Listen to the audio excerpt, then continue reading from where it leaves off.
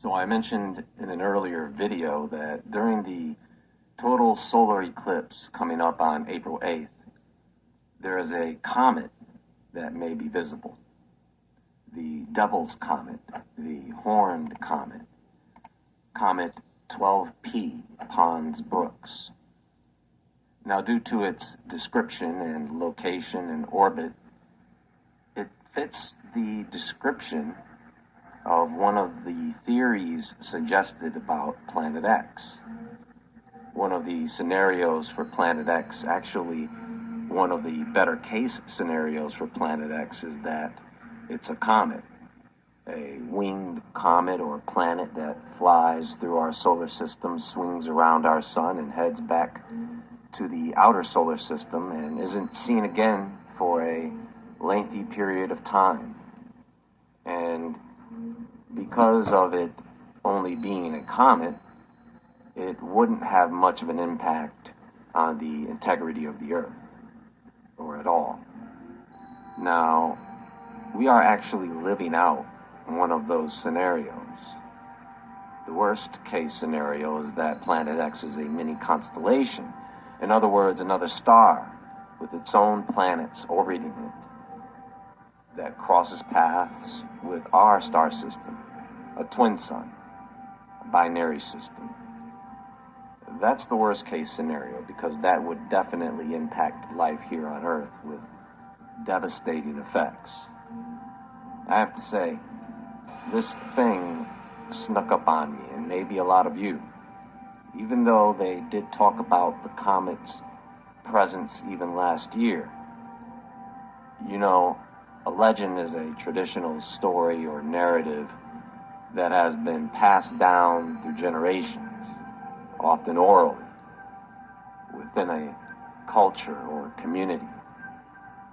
Legends typically feature extraordinary or fantastical elements and are often based on historical events, real people, or places. But they are embellished with fictional or mythological elements over time. But when we see with our own eyes the truth, a legend can become historical fact.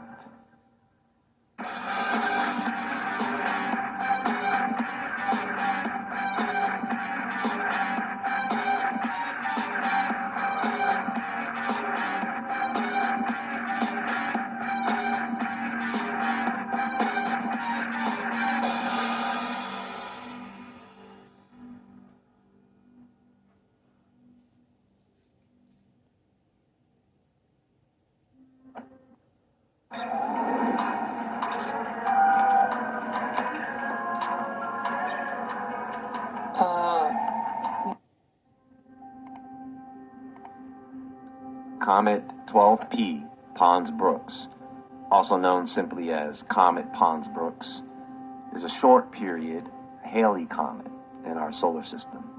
There are records for this object being observed in the sky going back to 1385 China and 1457 Italy. Then, in the 19th century, it was independently discovered by two astronomers, Jean-Louis Pons and William Robert Brooks. Pons first observed the comet in 1812, while Brooks discovered it in 1883. It's a short period comet, meaning it has a relatively short orbital period around the sun. Its orbital period is approximately 71.3 to 71.6 years, which means it completes one orbit around the sun roughly every 72 years. It's about 30 kilometers, which is the diameter of its nucleus, which can be compared to the size of Mount Everest. Like other comets, Pons-Brooks is primarily composed of ice, dust, and rocky material.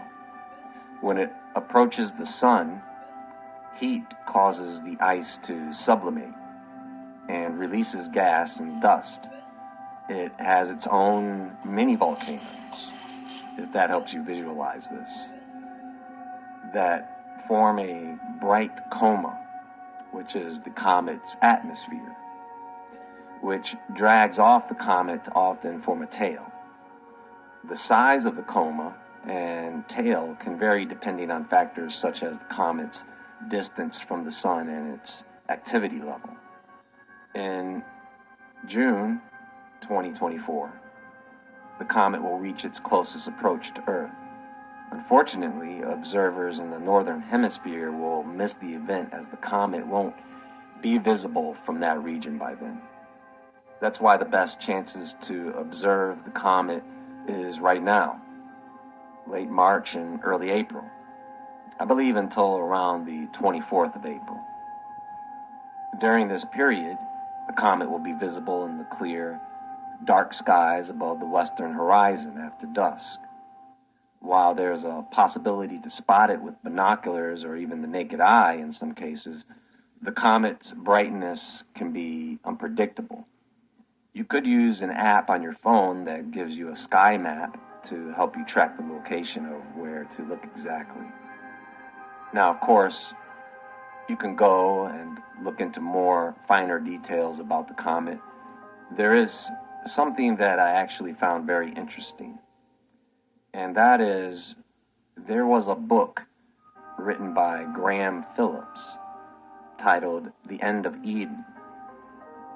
And in this book, Phillips offers the case that civilizations worldwide underwent a transformation towards aggression and monotheism following Earth's passage through the tail of a comet, that one being 12P Pons Brooks in 1500 BC. The book delves into the violent impact of debris from the comet on formerly peaceful cultures, such as the Olmec of Mexico and the megalithic people who constructed Stonehenge. He writes that comet 12P Pons Brooks is set to pass near Earth once more after 3,500 years, even though the published data is 71 years, right? He says that in 1500 BC, as the Earth traversed the comet's tail, as the Earth passed through the debris of the comet, cultures worldwide experienced a sudden surge in aggressive behavior. From India to Central America, civilizations abandoned their peaceful ways and engaged in warfare. Additionally, monotheism, a novel concept at the time, emerged simultaneously across various regions worldwide. Many of these monotheistic religions depicted their god symbolically as a circle with lines extending below, resembling a comet's image. In The End of Eden, Graham Phillips argues that no other explanation exists for these changes besides the presence of the massive comet in Earth's skies. Phillips proposes that debris from the comet's tail contaminated the atmosphere with chemicals known to induce aggressive behavior, leading to a decade of widespread hostility. He explores how the appearance of a celestial body brighter than the moon was interpreted as a significant religious event, a manifestation of a powerful new deity. Now, I don't know exactly what chemicals the author is referring to that would contaminate the Earth. Elements like lead and mercury have been known to cause irritability and aggression in humans. So the concept of this is not impossible if the Earth comes in contact with debris from a comet. Depends on the composition of the comet, really, and what happens to that debris once it hits the Earth's atmosphere. Then the question becomes how much of that debris actually makes it to the surface of the Earth after having to pass through its natural defense shield called the atmosphere. Anything that travels to Earth has to go through the burning fires of hell to get through to us. I buy the same products you do, only I get them much cheaper. I save hundreds of dollars a month by doing this one simple trick that I'm about to show you. Don't spend another dime shopping online until you... Many ancient cultures, including the Greeks, Romans, and Chinese, viewed comets as omens of impending disaster or significant changes. The sudden appearance of a comet was often associated with impending wars, natural disasters, or the death of rulers. Pretty much that same way they viewed the eclipse. So there will be two sky phenomena that occur that could be considered bad omens. Some cultures believe that comets were messages from the gods or other supernatural beings.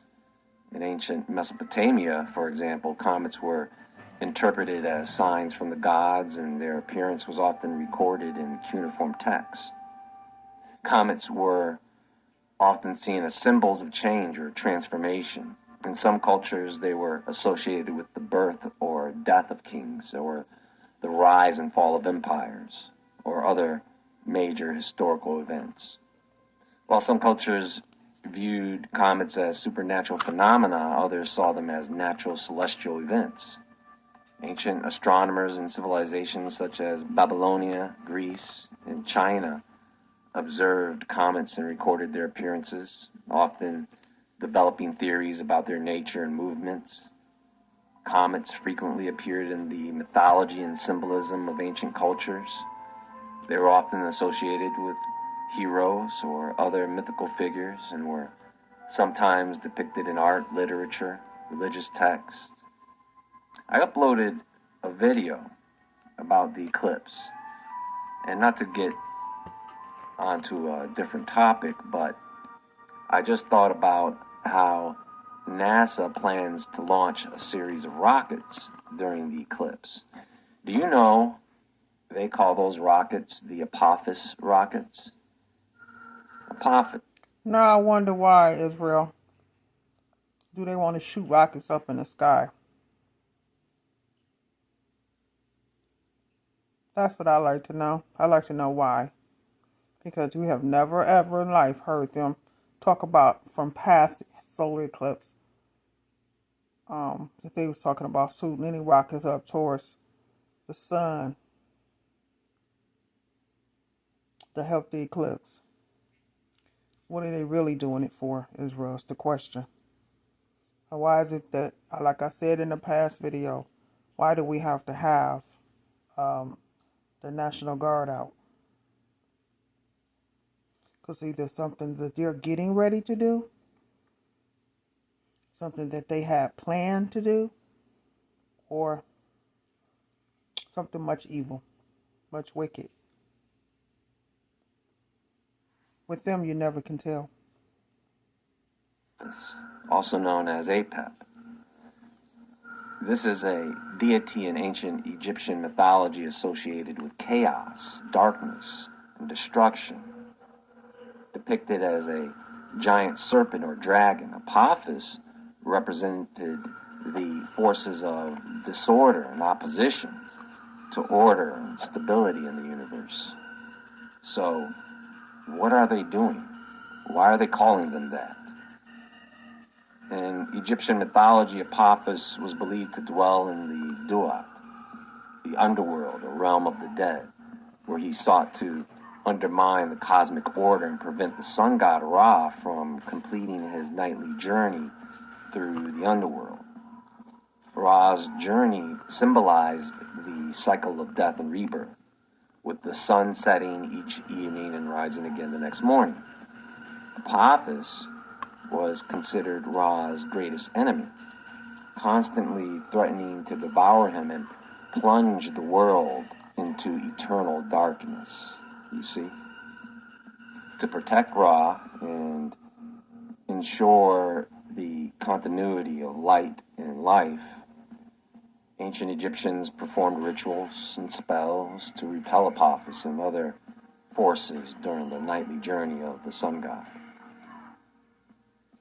Recitations, offerings, symbolic actions to ward off evil and maintain cosmic balance. As the embodiment of chaos in opposition to cosmic order, Apophis represents the threat of disorder that had to be constantly overcome to ensure that life in the universe continued. So, I'm sure there are those who are superstitious enough in a cult-like manner to want to perform a ritual or a spell to somehow magically secure a better future for themselves. I wouldn't be surprised. You know, given the timing of these events, the eclipse, the comet, there's a lot of other crazy things going on.